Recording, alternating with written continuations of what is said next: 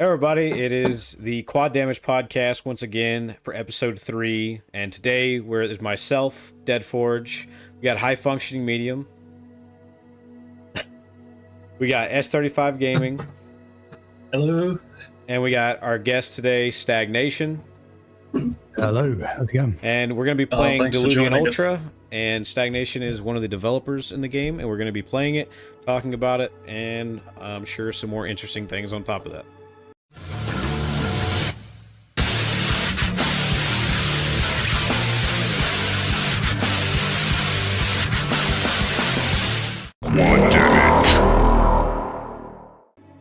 Yeah. Take it away. Excellent. You betcha. Right. So for the curious audience, this is a blind through for me. So this will be the first time that I play it. Don't judge me. If I'm rubbish, then I'm rubbish, and you can learn from my mistake. I'll be judging. I've got a little bit more But- time in it than Robert and Medium, and of course, you know, we got a dev down here, so he knows all the ins and outs. Yeah. Are there Steam many says secrets? I've played 80 hours. Steam says I've played 80 hours, but I think a little bit more than that. Yeah, Rookie numbers. Good. yes, Yeah, bump them up. there are many secrets in the game. Yeah. Oh yeah. Yeah. I'm just gonna pop my laptop so when I'm looking at my monitor, I'm also looking in the cam. At least it doesn't look like I'm ignoring you. Excellent. All right then. All right, Diluvian Ultra. So for the longest time, I called this Diluvian Ultra.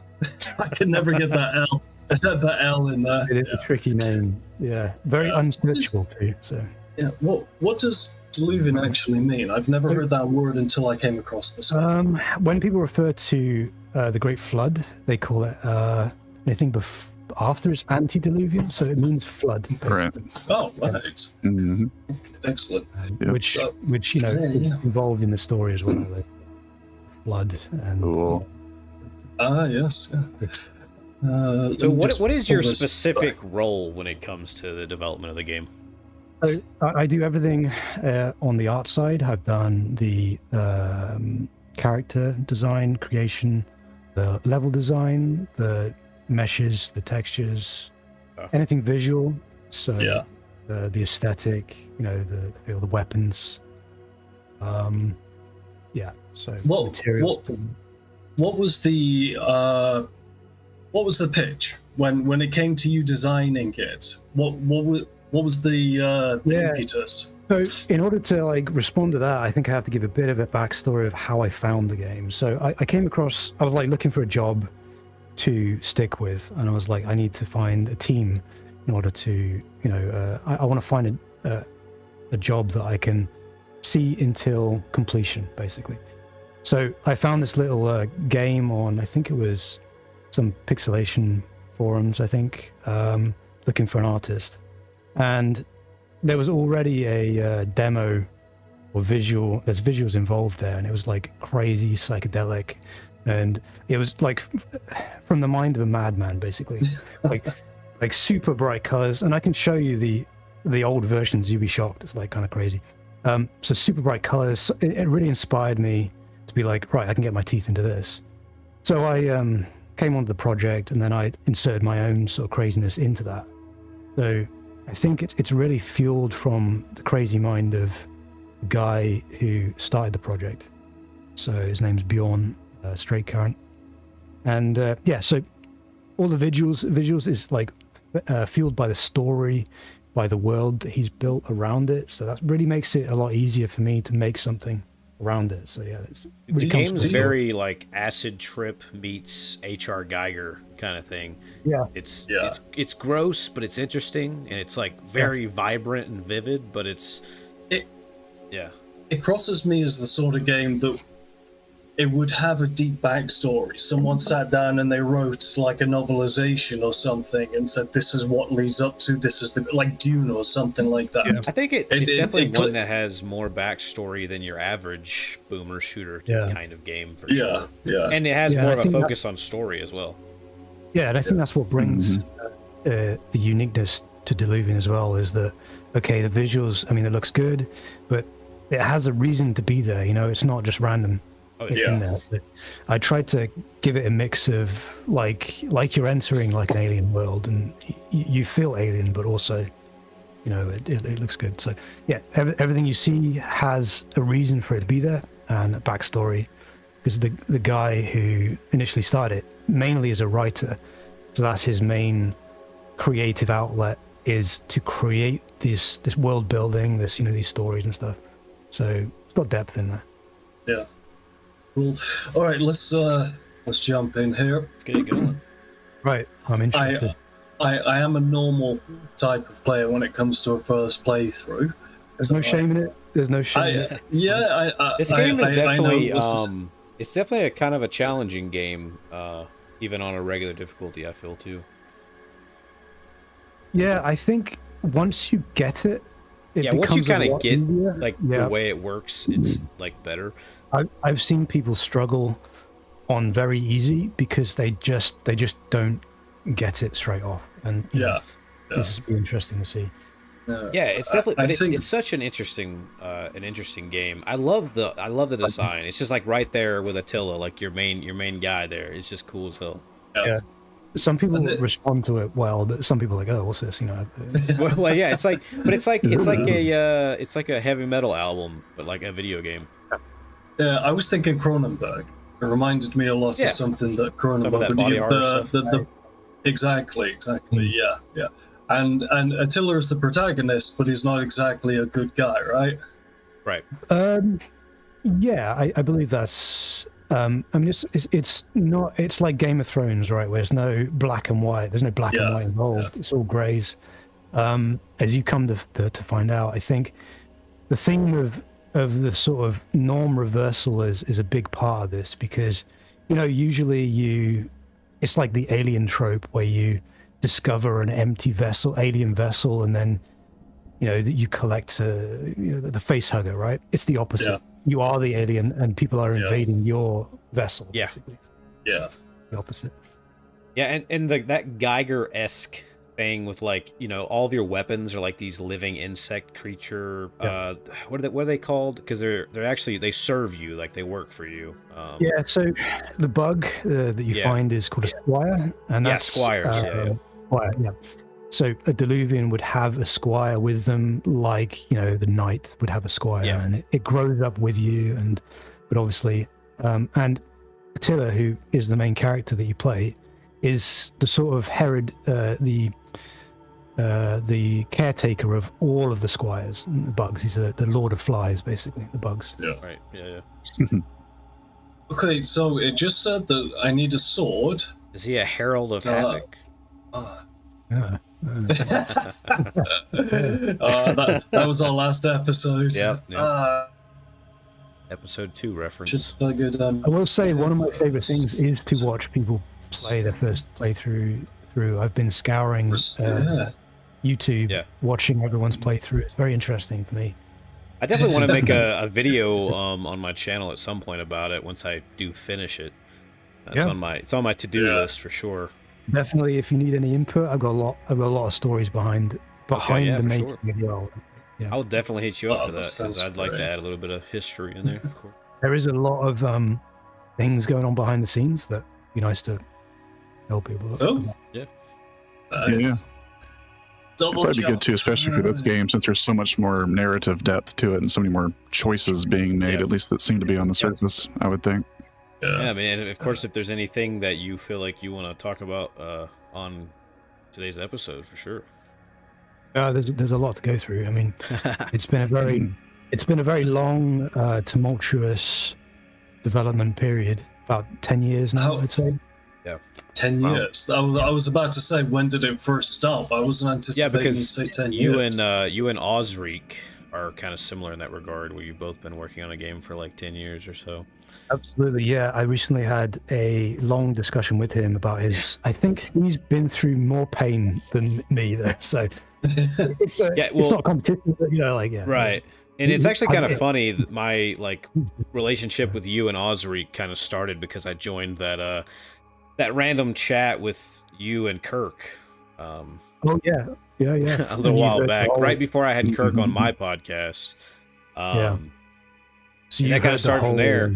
And it's kind of interesting because, you know, I was talking to Osric in like messages and stuff, and he was talking about how like it was, you know, long before the, you know, resurgence of these games that like you and him, like these different people were working on these games that they kind of just, but they didn't come out until after the resurgence. That's right. Yeah. Obviously, this is my first major sort of game project. I did some small things when I was younger, but nothing that got released or anything like that. So you got a dash. Robert. Yeah, it was a left shift. Yeah, left shift. Same with Osric too. It's his first game, so we're working through it. You know, working through the growing pains.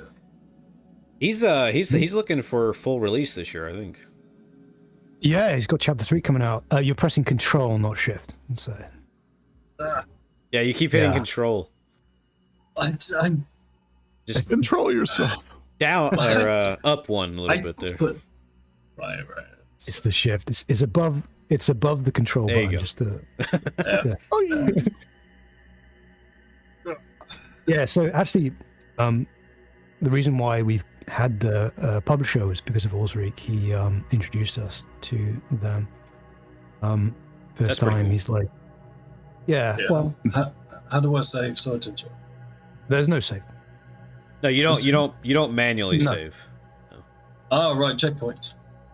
Yes, it'll be a checkpoint system. So yeah, like manual checkpoints. Which is yeah, you gotta give a blood sacrifice once you reach one. You do, and do not hit those bouncing egg things. By the way, don't. Oh, hit he'll him. figure it out by himself. Let him show you. He goes up and he hits some it. fun things you can do to blind. So, I mean, I can talk in depth about each stage of the game here. It's very interesting. We had to change a lot, and I believe it's frozen. Yeah, definitely. Aha. Yeah, Robert's lagging behind a little bit there, but it's okay. Okay. Oh, what are these? Perform a heavy blow. Oh, get the hell out of here.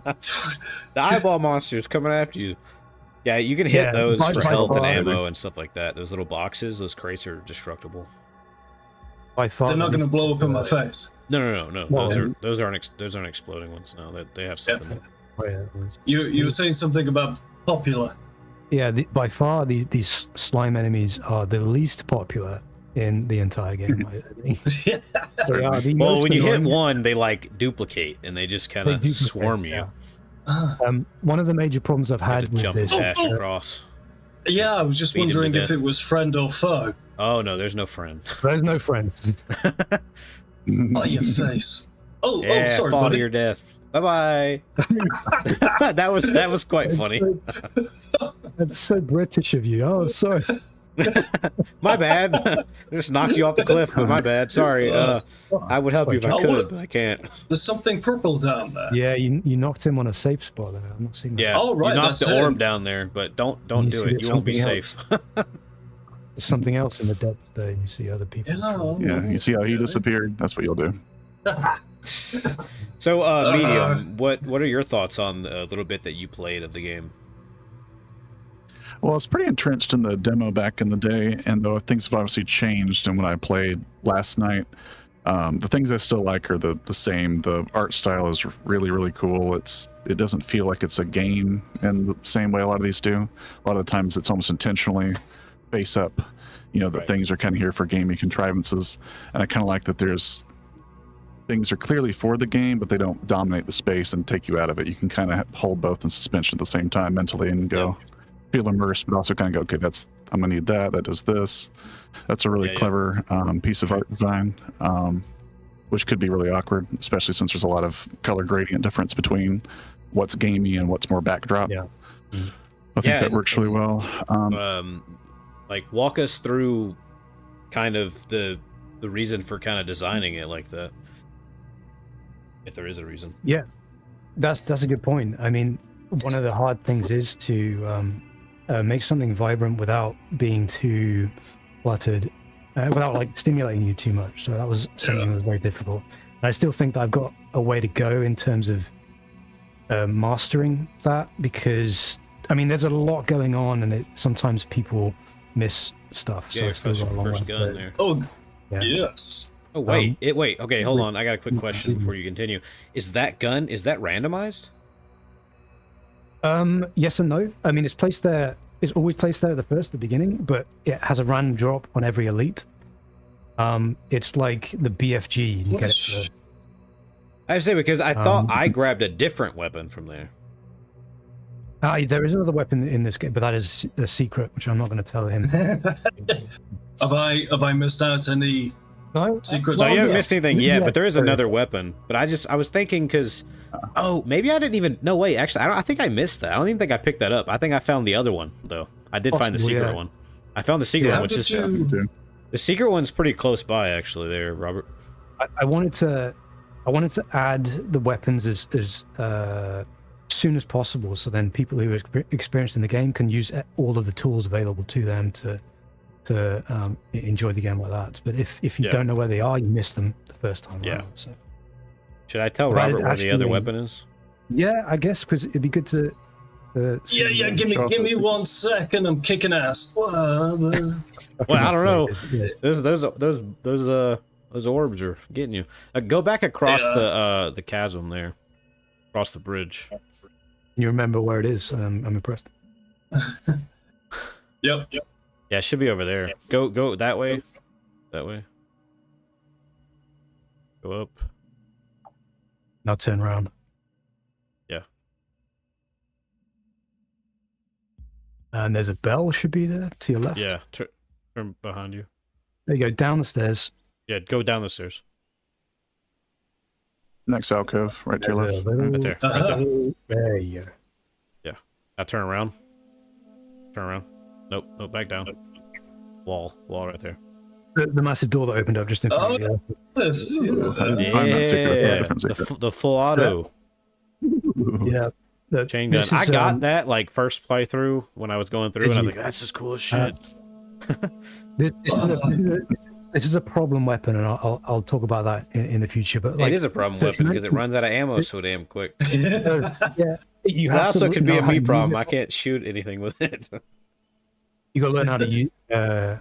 I know the it's strengths definitely and- one you have to really learn how to Yeah. use it It's properly. a frustrating one because, I mean, that's a big discussion too. but, What was the inspiration behind the weapons on this? Because a lot of these type of games, they follow the Doom formula and just have variations of the shotgun and stuff. we tried to not like copy anything else, so Yeah. it might have been a mistake because tried and tested. Let's not reinvent the wheel, but Yeah. these are very lore based, so they've got a lot of reason behind the why they act like they do. So like the sword is made of like the blood of warriors and it's given to warriors, and they like when the blood is mixed with the air, it sort of solidifies and that sort of stuff. All the weapons have stories behind them. They have like some of them are ancient weapons for soldiers, other ones are newly grown and stuff like that. So yeah, so I will say that this game is like, I think it heavily, there's a lot of secrets and cubby holes and spaces to explore and stuff. I really Do made sure. you, when you make a secret, do you think of the secret first, or you've made the level and you're like, I can put a secret down there or something? Yeah, the latter, definitely. Definitely like trying to fill as much content in the little spaces that the player will try to explore in, and then I want to reward them for exploring. Yeah. And yeah, I'm lost. yeah. You gotta go. You got go that back. little, Go back. Oh, you go over there. Over there. I don't know why I'm pointing at the screen like you can tell what the hell I'm doing. Yeah, we can. That's how we're gonna be like. Yeah, no, because he can't even see us. So yeah, you're going in the right direction now. Right. So I came up here and there was Hit it. something up. Oh, right. Okay. Yeah. All right. Let's put this thing. You gotta oh my remember, God. everything's organic. It's very Geiger-esque, fleshy. Eager. Oh, did I just get an Geiger, achievement? I heard the achievement sound. You've got every enemy has a shield that you break, and Oh, right. Okay then. so Do they? there's to explain the damage types, which is a fundamental part of the game. You've got two different damage types. You've got armor damage and lethal damage, and they're both expressed by colors. So the yellow is the armor damage. When you break the enemy's armor, any lethal red damage will kill it instantly. I guess I kind of understood that when fighting the robots more than the blobs, I guess. Yeah. I got a question about armor. So, have you ever played Doom 3?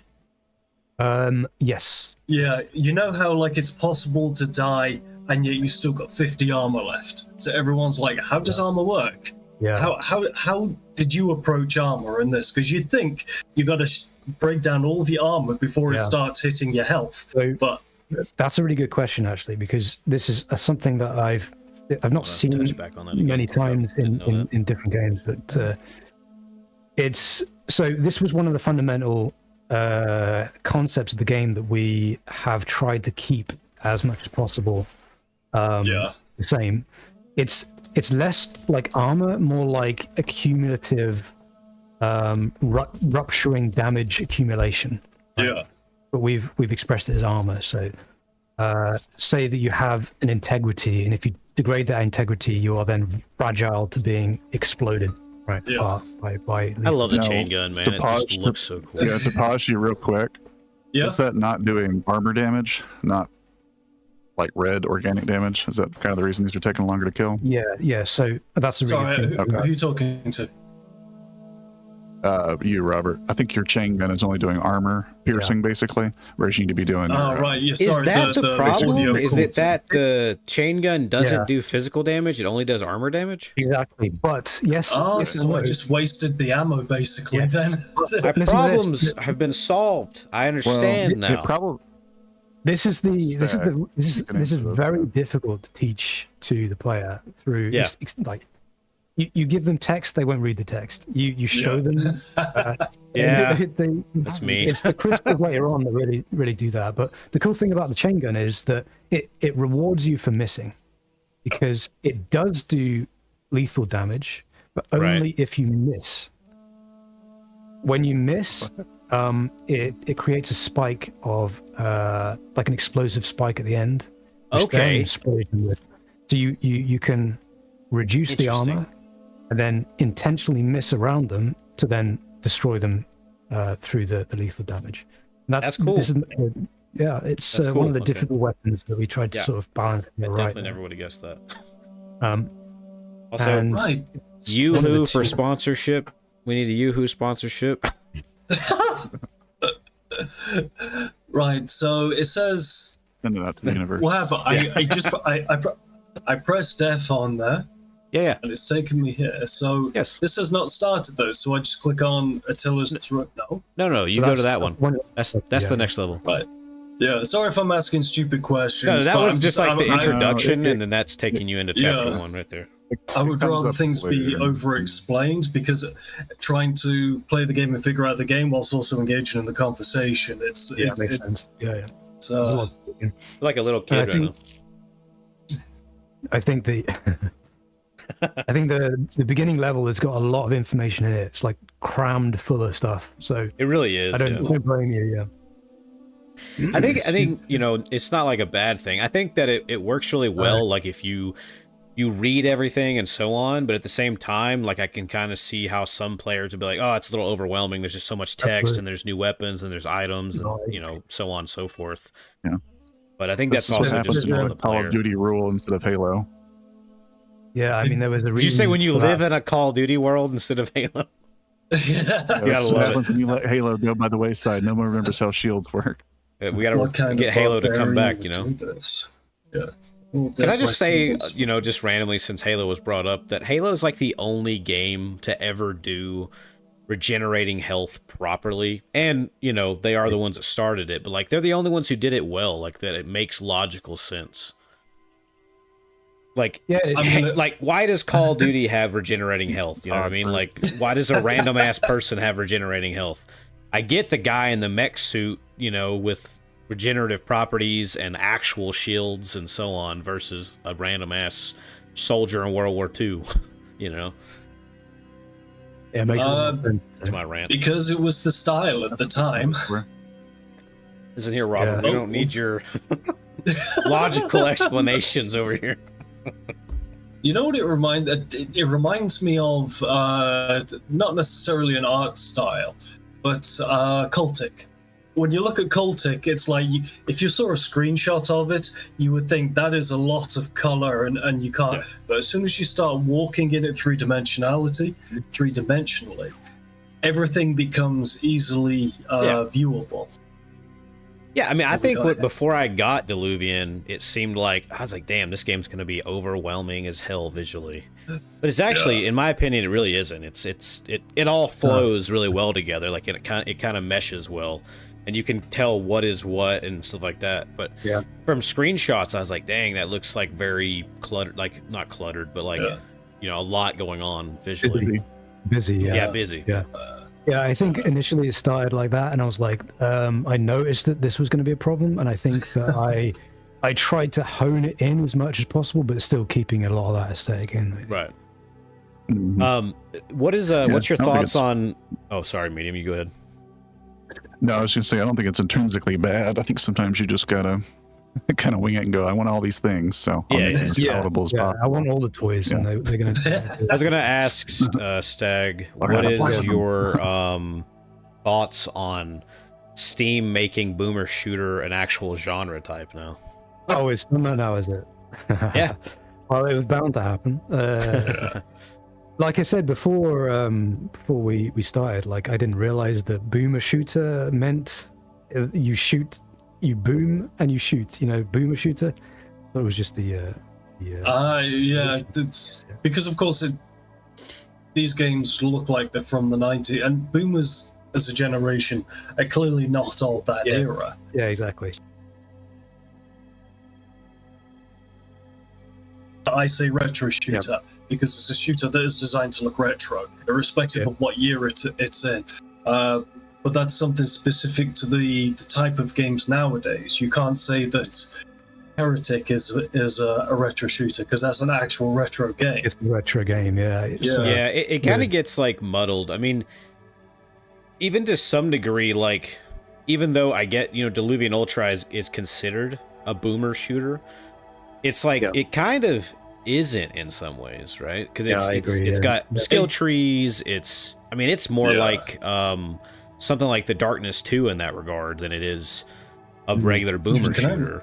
It's more, and I would even go the same with like Forgive Me Father in a way. Like it is kind of Doom like, but it's also got things like your average boomer shooter doesn't have. Like it's not like Dusk, but at the same time we're getting like our Half-likes and Bioshock likes and all these other games that are all returning slowly, so it's going to get more and more confusing. And that's interesting a point to make, because we started making this before Boomer Shooter was a thing, right? This was crafted way before any resurgence of this stuff came along. And some people say, when they play, it's like Bolt Gun. I'm like, this was way before. Where am I heading? Sorry to interrupt. You're going the right way. There is a little puzzle here that you have to complete using your new Squire gun. You have to complete a little puzzle. So we've got to shoot these two things. You have crystals that you've opened the door below. Maybe there's other crystals that you need to open the doors to come. It's organic, just like a... Swap your weapon. Yeah, so remember, there are two different damage types. Red always goes with red, and yellow always goes with yellow. There we go. So that keeps skipping your 2 for some reason. You know what's funny, though, is you said that you're supposed to shoot those with your Squire gun? Yeah. Do you want to know what I did? The wrong... Well, you went up there and hit it with a... There's also another room after this where there's like 4 or 5 of them or something. Isn't that after this? With the yellow crystals. Yeah, I also hit every single one of those with a sword too. Yep. I just dashed around the room and hit them with the crystals. I didn't even know you could hit it with a Squire gun. I didn't even put that together. I didn't even know that you could do that. I thought it was still the there's more than one way to skin a cat, I guess. You get either way. If it works, it works, I guess. Yeah. So that's just to teach the player that like things might be above you, and that's something. That's something that I brought up in many sense of scale. conversations that it's very difficult to teach the player to look up. They just want to like scan the horizon line. It's very difficult to teach that a verticality awareness. So Yeah. this is one of the things that I try to sort of put in there to get people to look up. Okay, so we did that, and they came out of somewhere, so I The new area is opened up. opens us new areas. Let's explore. Up there, up the hill, right there. Up there. Aha. I'm worried about whether I got the right weapon now. You got to think intelligently and use the right tool for the job. I think it does take a long time to get used to, but once you do understand, it really does help you take down enemies. A lot of people say the enemies are very spongy, but that's because the damage they're doing is not doing any damage. So, Yeah. Yeah, you gotta get that shield damage. I have one that question physical for you, damage. Stag. yeah. On the sword, I noticed that kind of cuts through all the back and forth between like armor damage and then bio damage. Yeah. Is there like anything game theory wise, or is it just like that's the trade off? Is if you get in people's faces and can get hit, it just does more damage? Yeah. So Or is there something the more idea is specific? that you can weaken them at a distance and go in for the kill with the sword. You always have that finishing shot available to you. And one thing go that up people, the hill and walk into that little stone.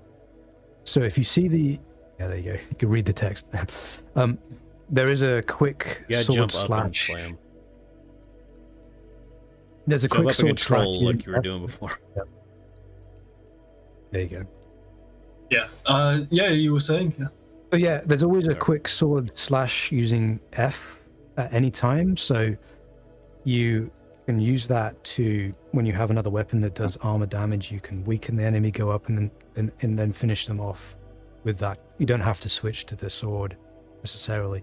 The sword does have like a charge attack, which is really good for enemies that get killed in one shots for that. So you can use that, but you don't have to have it up all the time. There. Waystones. Yeah, I think the smash attack, I've only taught the player how to do that twice, which the rule of when you introduce something is to do it 3 times at least. So players sometimes forget that they have that tool in their belt, basically. Yeah. And that does lethal damage in a radius. So say you weaken an entire room of enemies and then you do a smash attack, you'll kill the entire room. So you'll clear the entire room. It's very useful in that regard. I didn't actually know it did that against- much of an AoE. It does, even if it does 1 damage, it'll kill it because of the armor is no Oh longer. wow, okay, that's cool. It's good to know. And it's great against slimes. So if you're annoyed about the slimes, just Yeah. You know, I know you guys Yeah, are I pretty think like one early reason on it's because you easy got than this- one chapter in and all that, but I mean, at any point in Yeah. the future, do you guys have plans of like going to console maybe or Switch? You know, with especially with now with the Switch 2 being supposedly coming out in the near future. I'll tell you a funny story. Somebody came up to me. I was talking to. Was like, oh, my friend loves the game. I'm like, oh, great. Yeah, he's got it on the Switch. I'm like, excuse me. Just get it on the Switch. Oh, you got it on the Switch already? And he's like, oh, yeah, he's cracked the game. He's torrented it and put it on the Switch. I'm like, oh, great. Well, Oh. at least he likes the game. That's good. At least he's liking it. Weren't there Works. Steam keys available for Diluvian Ultra before it even came out? I Yeah, swear I saw yeah, something yeah. about that. Always when you list, yeah. Well, I don't want to say it's a certain country, but obviously there's no keys available. But yeah, as soon as it was on Steam, there were adverts for the Steam keys. You can buy the Steam keys and stuff, and it definitely wasn't legit. So. Yeah. Nice. Okay, so we have an upgrade tree. What are we Yeah. upgrading? So You this gotta be threw me for a really loop too. So. Careful with it, because like, so you can do the like reflect and all that separately from the damage, fire rate, critical, and all that stuff. Like it's all separate. I feel. Yeah, and also you can refund. You can refund anyone. That's good. I need to know. I need to know that because I Yeah. just like kept hitting reflect. So I reflect really damn good. So because I Reflect thought is- that was like doing the other stuff, but dude, I let's started see. actually reflecting back at the robots and stuff, I cleared a whole. Yeah. I had 1 hit of health, and I cleared like a whole room just deflecting back and forth. It destroys your fingers, but it is. Yeah, oh, it does. Yeah, so but I was like, I'm not gonna die. I'm not gonna die. Yeah. I tried that. I got that achievement for killing like 20 enemies by deflecting bullets or whatever. Yeah. And I think it said like can't do that in my life. 1.3% of players have that or something. Yeah. Yes. I tried using the sword in Beyond Sunset to deflect, and it's a skill that I just don't have. I just kept getting hit all the time. Well, we're definitely going to find out if you've got the skill in this game. I think. Wait, Oh, crap. is the shotgun quad barreled? Yes. Hell yeah! I haven't even got it yet, but hell yeah! Double better than two. So the only thing you can buy at the beginning, here is the Squire guide. So if you go to that first, then we can get that find first. out. We'll get more points here in a second, though. Cycle up. Okay, Yeah, it's kind of threw me for a loop because you got to put it in the middle of the screen before it's selectable. It's not like you can just click on Yeah, it you have once. to put the main one in the middle. Yeah, that got me at first too. Here's a bit of a behind the scenes. This is all held together by like sticky tape, and, and like clips and stuff. But yeah, that's the reason why we had to put it in the. Yeah, you can get out of there now because you have to go to the other room and get more points to get stuff in a second. When you go to the room. Can you kill it? Why would you kill a heart? But you want to keep that. It is your essence and your soul, so I probably put Okay, This is your ship, Robert. Come on, it's play boomer shooters. Everything needs to be attacked, right? This is your domain. If you quickly go back to that, the upgrade. Oh, it's probably a bit too late now. Well, whenever you get where you're not being overwhelmed. When he's not been. There's an embryo inside it's called a waystone where you respawn. Now, I really wanted it because that's your future self to be cloned if you die, basically, right? So is that okay? That's cool as hell. I like that. But that's actually kind of funny. I feel like I always bring this up, but the game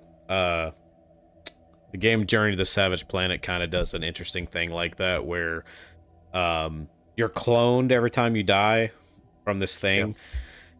There's an in-universe thing as to like what you are after being cloned the first time, or after a certain point, because you lose more and more of your actual human self with each time you die, and it's like you get a special line when you hit like 10 deaths, and it's kind of funny when you figure out what you basically become, and it's also what your co-op friend is technically, which is just like a jumbled meat buddy, as they call it. There's like an in-game ad where they just took meat and like made a little buddy out of it. It's the grossest thing ever, but that's the canon. Like in like after you die like 10 times, and then if you have a co-op partner, they're basically a meat buddy in a suit. It's weird, but it's funny. Yeah, the funny thing about that is that whenever anyone sees the embryo inside the waystone, their initial response is to hit it, right, with a sword. It's like, what are you doing? Like, that's I really you. wanted it that's you in the future. So I really wanted it to react that it would hurt you every time you did that. So it'll teach you not to do that. But I never got put it in. Oh, okay. I was gonna say, if you hit it, you'll hurt yourself. You go into the upgrade, yeah. And the same with the heart as well. I wanted that to be responsive to anyone who hits it. So if you hit the heart, then it would take some of your health. It should. That's the plan, but I didn't. Not investing in your future. Yeah. That would have been a cool little addition, you know. It would be one of those things you do it once and you wouldn't do it again, kind of thing. Yeah. I thought that was a giant carrot. I think that's like an intestine or something. I don't know. Yeah. It's like the ship. So you're on a ship in space. Yeah. It's the way the ship recycles the oxygen and. Why does that asteroid have a mouth with teeth in it? It really looks like that. That's all you. I mean, Robert, what have you been smoking before you get on here, huh? I don't know, but I need a refund. That's all you. It took me a while to figure out what was going on there. Huh. I just about spit water everywhere, so would have been good. Left mouse button or F to strike the tuning floor. Hit it. Hit it and quit it. Alright. Not in this case. You got to fight for your ship. So. So yeah, instead of radio signals, Diluvians, which is your character, they use sound and tuning forks with the right frequency to open doors and stuff. And that's how they communicate too, like across the galaxy or something like that. And later on, you get to a stage where they have this black mold, and they use that as information, like a DNA source for information that they use as a library, this sort of stuff. What am I getting at here? Oh, I was gonna say, how long is the game roughly? Would you say, like, if you gave it like a first playthrough? If you play relaxed, it's probably about 7 hours, I say, gameplay. If you speed through it, it's probably about 4 hours. We managed to do it just before release altogether in about an hour 10 minutes, probably. That's like desperately. An hour 10, wow. Yeah, we were desperately trying to like really quickly beat the whole game ourselves, like over and over. So we got it to about an hour. Shield damage. You were trying to speed run it, that way you could tell everybody it took 500 hours. Yeah. Yeah, no. But what are you guys thinking for long term? Once you, I guess, assumingly you release all chapters, what would you like to think the length would be? So, at the moment, because we have the publisher to pay off, we don't necessarily have any money coming in from the game at the moment. So we've all had to find like different jobs. It wasn't as you mentioned that before about the other developers. Yeah, I think that when we released, it was amongst a lot of other titles, especially I think it was Realms Deep that we used as an Apex to launch, but that might have been a mistake because I think we were so focused on the game, we were unaware of like so many other titles being released.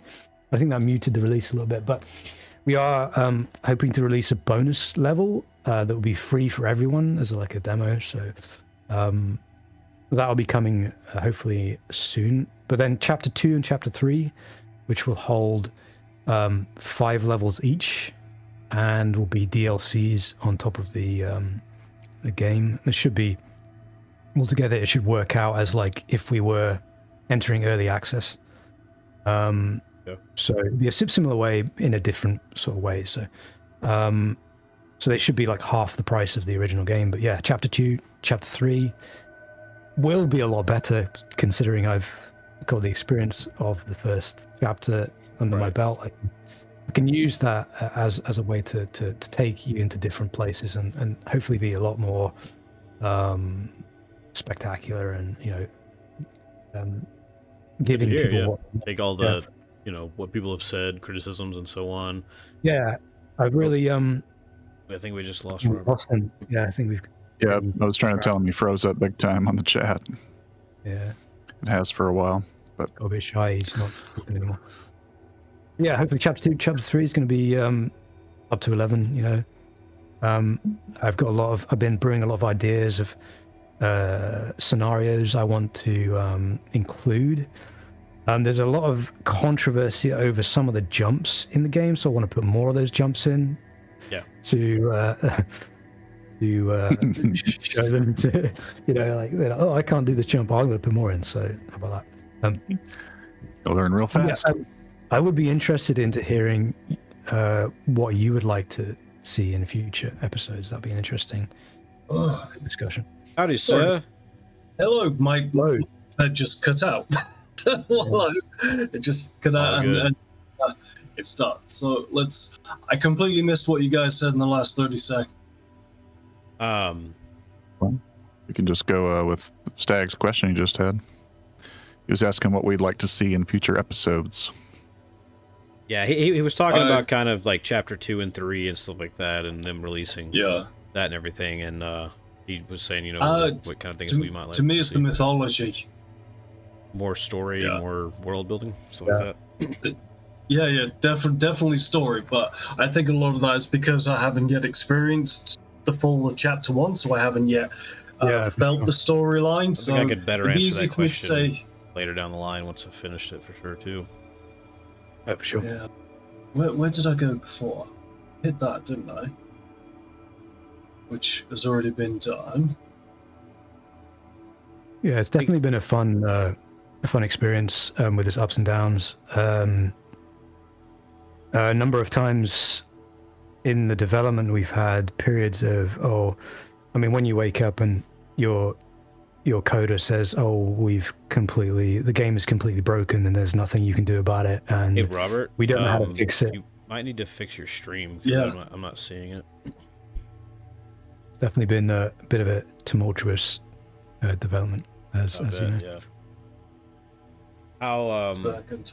like you said that you guys aren't getting any money from it right now. It's still just paying off Fulcrum.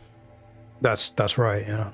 I think Is we're that a about slow process or pretty quick process? It is. We're still ticking up from sales. I think that I believe that it just needs more eyes on it. I think a number of. You're back, Robert. Yeah. I think a major. It might be an issue. I'm not really sure yet, but people think it's in early access, even though it is actually a full release. I think. Yeah, I mean, because if you go to it's because of the chapter. Yeah. You go to the trailer, though. I mean, it does say launch trailer, but you do also have where it says chapter 1. So I guess I get how that'd be confusing. Yeah, yeah, that's human. Yeah, and that's if the early access. Go ahead. If the early access business model had not historically been by episode, then I think people probably wouldn't have had that assumption about Diluvian Ultra. That once you leave it, once you release it, and it says. Chapter 1, that they are expecting, chapter 2 and 3 as part of a full access. Yeah, and I don't know whether that's a good thing or a bad thing at the moment, because people might be waiting for more chapters, and that's. Yeah. I don't mind. I think because I think the game is. I'm proud of how it's come out, and I think when it's brilliant. people, I'm glad that every time someone says good things about it, it's always great to hear. I mean, I definitely think it's definitely one of the more unique ones within the space for sure. Like I think it very much has its own character, its own and I think vibe and feel. Some people, like I said before, some people get it, some people don't, and that's okay. Yeah. I think once it's got a lot more eyes to it, I think people will receive it well. It's a slog to make new episodes, but I think once they're out, I think that we'd be in a good place. Hopefully we can get a few more eyes on it with this episode. Yeah. Hopefully. Yeah. As time goes on, we'll get more and more eyes on it. That'd be pretty great. Yeah. Definitely needs to be seen by more people. It's so weird that this. Yeah, sorry, carry on. No, go ahead. I was saying that it's so weird that this boomer shooter genre, which you would think would be niche, is so popular that it's got its own thingy. Yeah. But B, huge. Oh crap. Yeah. I've had a lot of people complain about this jump, but I'm gonna see how you deal with it. Focus, right? It's F. What we got? Yeah, it's great. It's great that the genre has blown up. Like you said, it's on Steam as well. I'm glad that people are responding to it. It's an official genre now. Yeah. You said you released it essentially in a busy period of it. Yeah. So to see it go from it released last year, right? It's October, I believe, last year. Yeah. Yeah, there was a lot of boomer shooters last year. So yeah, and we timed it for a Realms Deep reveal, and I think Realms Deep at that time we liaised with Jared, and Jared was also releasing his game there as well. So they had a lot of other things releasing. So I think that was like a congestion period that really didn't help, but which was a bad planning. But I still think that if it's good, it's good, and people are going to pick it up eventually. So I'm maybe you guys can find a way to have a big announcement for that free level. Yeah, also a big announcement that maybe other people don't know is that I've managed to find some amazing voice actors for the story, which is something that I've really wanted in, because I'm not a text person myself. Yeah. Whenever there's story in games, I'm like skip. No. So when I'm making a game with a story in it, I think, you know, you want it to be engaging. You want to hear that personality come out. You don't want to read a lot of text. I mean, that's my personal opinion. It's not a book format, it's a game format, so it should be presented in such a way, you know. So I'm hoping that people will really respond to that. I'm really looking forward to, and I will say a big shout out to the voice acting community. They've been very generous. They were very willing to give their time for free, essentially. But we've been very. We want to be able to support them, especially with a lot of the turmoil that's going on in their industry at the moment. In terms of their jobs and with AI underpinning that sort of stuff, we really want to like reach out to them because they've been very responsive. They love the project and they're dying to get their teeth into it. So if you ever need someone who's not that great of a voice actor, I'll do it for you. If you want, we could put you as an Easter egg. How about that? Like, there we go. That works, man. I'm down. I've voice acted one game that's not out yet, and I'm excited for that to happen. Yeah. I was trying to become a voice-over artist years ago, and the moment I heard my own voice, I was like, it's not easy. I tell you what, you think it's easy, it's not. And no, it's definitely some of the people that we've got lined up, I mean, their ability, it's amazing. It's a really fun thing, and it's one of the real bonuses of my job is to work with people who are really passionate about what they do. It's amazing. I still haven't done this jump. I was actually gonna do some voice acting for a Half-Life mod. What was it called? Oh, right. Oh, it's not the Half-Life mod, is it? The one the Finding Freeman one, is it? No. Finding Freeman. Yeah. Here's a tip for jumping. Nemesis, the Nemesis Half-Life mod I was gonna do, but I don't know if that is development-wise where that's going right now. So I'm all ears. A tip for jumping. Okay, look at your feet and double jump at the last moment. If you look at your feet to when you're jumping onto the platform, so jump and then look at where you're going to land and then double jump. Try and double jump at the last moment as a last resort to save your position on the platform, and that's a pretty good. You're doing pressing that damn thing, yeah. So that's one thing I'm looking forward to is the voice acting. I'm very looking forward to like working with them to sort of refine the voices. That's going to be really fun. Oh yeah, and the bonus levels and stuff. Really looking forward to it. Add another bit of flair to the game. Yeah. Is it absolutely necessary that I get up there though? Because I mean, think I'm gonna fail. If you feel like that your pride is at stake, yes, but it's absolutely not necessary to the game. No, you don't. But this jump is the thing that a lot of people bring up as it's very difficult, and I'm like, well, you don't have to do it, so so you just don't need to. Oh wait, hey, whoa, there you go. What up? It's when you don't try, you manage to do it. There you go. Yeah. Usually how it goes. Was it? You gotta go. What time is it? No, I said that's usually how it goes. Yeah. As soon as you turn off your conscious performance space, like just nail it. Shut your brain off, and you manage to like sort of. All right, let me try. Let me try one more time.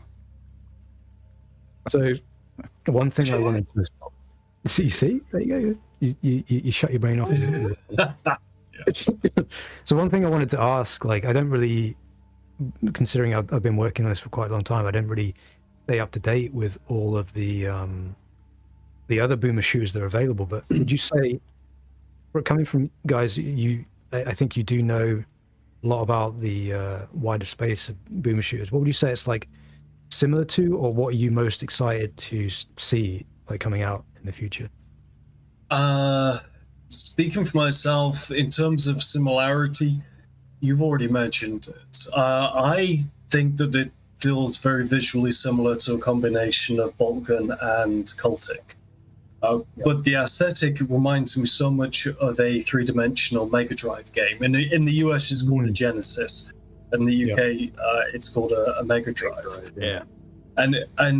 It's mainly because the colors are so bold, and it's not like you got a million colors here. You're clearly working with a limited color palette on purpose because of its styling. But how it plays, I can't think of anything off the top of my head, because the majority of so-called boom shooters nowadays are harking back to a period when games were a lot more direct, a lot more hectic. Whereas this one here, you can clearly be as fast or as slow as you want to.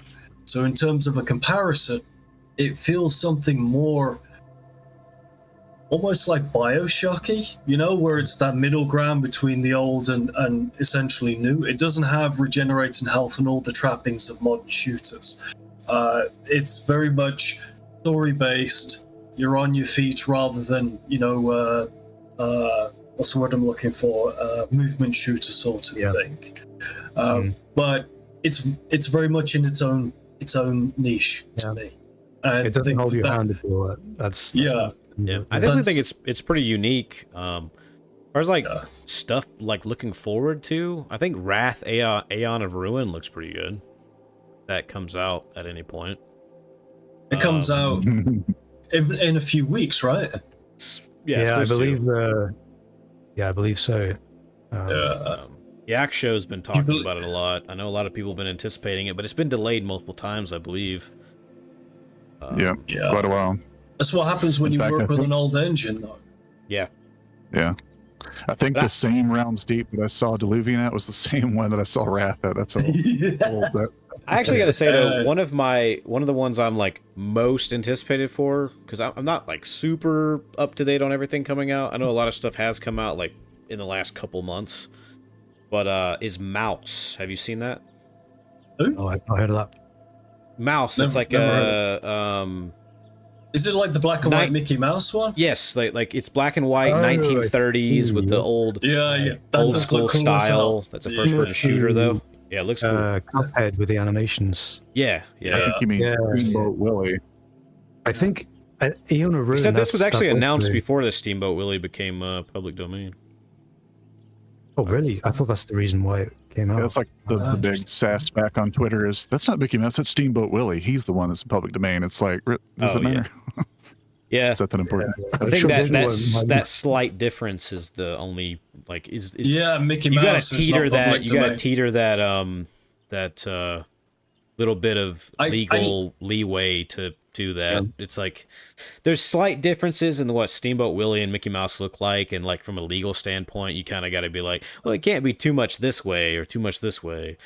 It's I was talking to Jared Bear actually today for my podcast, and we were talking about some of those things with his game 100 Acre Wood that he's working on. How they can't use anything from Disney's Winnie the Pooh stuff, but they can use everything from the book that it's based on. They can use anything and everything from the book, but they can't use anything from the Disney show. So there's some differences there. And it's they can't have Tigger in the game because he's not public domain because he was added later on, but he's pretty soon to be public domain. And I made a joke that you could just make it an expansion pack for Tigger. But the depressed horse. Yeah, Eeyore's in there. I think Eeyore, he's within public domain. He was one of the original characters. I think everyone except for Tigger is available, yeah. Wait, what? Why was that shining? So, I found the yellow key. Interesting fact, I think the Mickey Mouse was actually... Originally, the character was a rabbit, and he had to change it to a mouse because he didn't have the rights for the original character as a rabbit. Oh, yeah. Albert or something, I think the name was, and then he changed to Mickey Mouse. So he's, I'm not going to say allegedly. It's a character that's been taken from something else as well. So it's all yeah. The Mickey Mouse character was also from a whole another studio on the other side of the United States. The kind of from another studio that isn't quite as popular as Disney. I forget the name, but Death. That's kind of one of the basis for the Bendy and the Ink Machine games is tackling that in a very surface level, like kind of with the narrative between the two creators under the one studio that created Bendy, in the game, like that disparity between the two and like who one got rich off another one's ideas is kind of like based on the like, you know, where Mickey Mouse actually came from, and the many times that Disney has used other people's ideas. There's the thought. Yeah, it doesn't. Allegedly. Is it Batman or Superman that come into public domain soon or something as well? Really? Yeah, Superman's like Superman, 10 years in it or something. No, it's not Superman. Like 2039 or something. Superman came first, though, right? Batman came the year after, so it must be. There's something. Can you imagine DC lawyers are sitting there like, nope, ain't happening. No, wait, hold on. It's hold on. I know what you're talking about. It's actually Batman related. So the fun fact about these lanterns. Oh wait. You definitely do. Yellow shield damage, my guy. Do not need to jump on those things. They completely additional. So that was killing me. I thought that it was just I thought it was just because I was playing crap. I think that you picked up. Things can be true at the same time. You picked up the bio thing, so yeah. Oh no, okay, yeah. So it's in like the next 10 years that Batman and Superman and Wonder Woman and all that become public domain, but the copyright for Batman and Superman are expiring soon. The copyright for them is expiring from DC, however that works. And so when the copyright expires, other people, before it's even public domain, will have availability to buy a copyright to make a different kind of version of Batman through like movies and stuff. Like another studio can get the copyright license to make their own Batman movie that has nothing to do with anything DC's doing. I think it's just specifically about the like movie rights and stuff. It won't be exclusively under Warner Brothers or whatever. I don't think anyone would ever accept a Batman project that's not DC related. I don't know. I think people might do. Out of curiosity, I mean, everyone watched not everyone, but people watched the Winnie the Pooh horror movie Blood and Honey enough that it now has a sequel coming out. I heard it was terrible. I don't think that people. I don't even know if it's people watched it is the reason it's getting a sequel. It's just getting a sequel because it got enough attention that they're going to make another sequel. And it's not like it takes a lot of money. I mean, it's like if all they have to do is convince enough investors, hey, we're gonna make a decent amount of money to at least make a profit because you know it's Winnie the Pooh, and people are like, I got to see Winnie the Pooh, but in a shitty low budget horror film. That it's probably easy to get that like investor money for that kind of stuff. Here's an interesting. Thank God Jared and company are doing that. Here's an interesting observation. There's two types of people, and observing your playthrough right now. Yeah. These purple eggs here are essentially red barrels, right? Fuel barrels. You hit them. Oh right. There's two types of people. One person who shoots them every time they see them, as soon as they see them, and another person who leaves them alone entirely. Like you're the latter. Yeah. Yeah, I shoot them every single time. Every time, even though they're not like being used, and you're like, I don't want to deal with this. Just shoot them up. Yeah, right. You don't want to. Not taking a chance here. About it and get not taking a chance. I'm not even trying to use them like strategically. Just get out of my sight. What do you guys think about Helldivers being such a big success right now on like PlayStation? And stuff? I've not actually seen any gameplay of it. I've been too busy. I've seen some. It looks like a lot of fun, but it seems like it's succeeding. Because it's just like a game, right? Like it's just fun to play with people. It's a co-op shooter. It doesn't have microtransactions. It doesn't have a battle pass. It doesn't have a bunch of fluff. It's just a game. It came out from nowhere though. I'd never even heard of Helldivers 1. I'm like, what? This is Helldivers 2? Yeah, I've never heard of the first one either. It's a PlayStation like third-party game that's also on PC and potentially coming to Xbox. Is it like a Tarkov like where you go in and come out of? It reminds me of Outriders. It's a team squad based. I think 3 or 4 players. It's PvE only. And they said that they were never going to have PvP because they didn't want to bring that toxicity, which honestly I think sticking as a PvE will keep them going for a long time, because I mean, just look at things like Left 4 Dead and stuff like that. They're just timeless. They just, you know what I mean, like they never go out of style. And if you keep it like a classic good game, I mean, all you gotta do is make a good video game. I mean, come on, like just make a good video game and people are gonna play it, and that seems to be the case for them. I've heard nothing but a ton of people talking about it. With Power World as well, they've just prioritized fun over anything else, and that's what you want to do. You want to just forget all of everything else. Just make it fun. People are going to respond to it. That's what you got to do. Yeah. Stuns enemies with armor damage, breaks armor. So I got a third weapon. I need to get into the mix. All right, guys. Any thoughts before we wrap it up? On any what? Questions or anything? I don't know. I'm just having fun playing the game. You're doing a great job. I think you're actually. Yeah, he's died once or twice. I'm not sure. Yeah. Twice. Try it without dying. Twice. Yeah. But I mean, do you have a like a no death run sort of thing? Funny story. Yeah, I think we do have achievements where you don't die. Here's the thing: the first guy that speed run the game, we employed him into the studio. So. Oh, nice. The next guy, So I mean, there are things inside the game for speedrunners to find out and stuff. So when more people play it, I'm sure they'll discover more secrets and things inside the game. So, I just want to say thanks a lot for having me on. It's been great. It's good to always see people respond well to the game. When you're working on something for so long, you don't know, it just becomes your thing, and to see it out there, and for people to enjoy it, and it's really rewarding. I mean, that's the one part of the job that's rewarding. So it's good to see. I appreciate it. Oh yeah, excellent. It's great having you on. It was a good conversation. It was a good time. Definitely try to have you on again sometime in the future for sure. Yeah, I'll be I've had a little bit less technical difficulties. We'll get it all out. Excellent. Cool. So who's doing the outro then? You go for it, Robert. What? I'll do it. Yeah, actually, we never had a guest do it. Just go for it. Just you do it. Mix you do it it. up. You got it.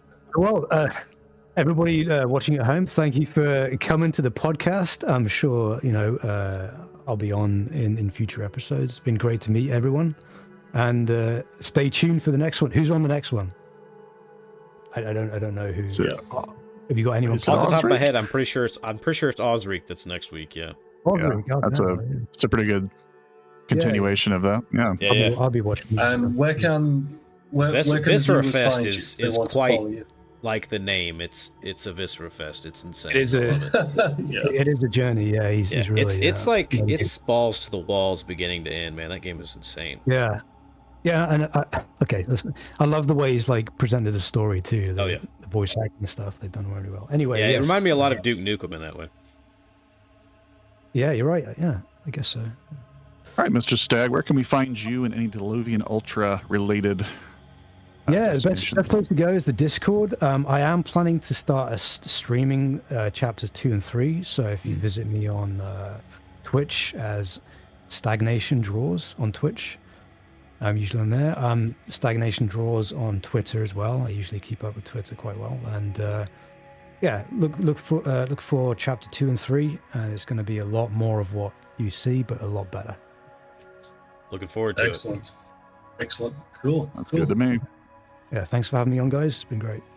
Of course, it's been a pleasure. All right. Thanks for joining us. All right. Talk to you later. See ya. Cool.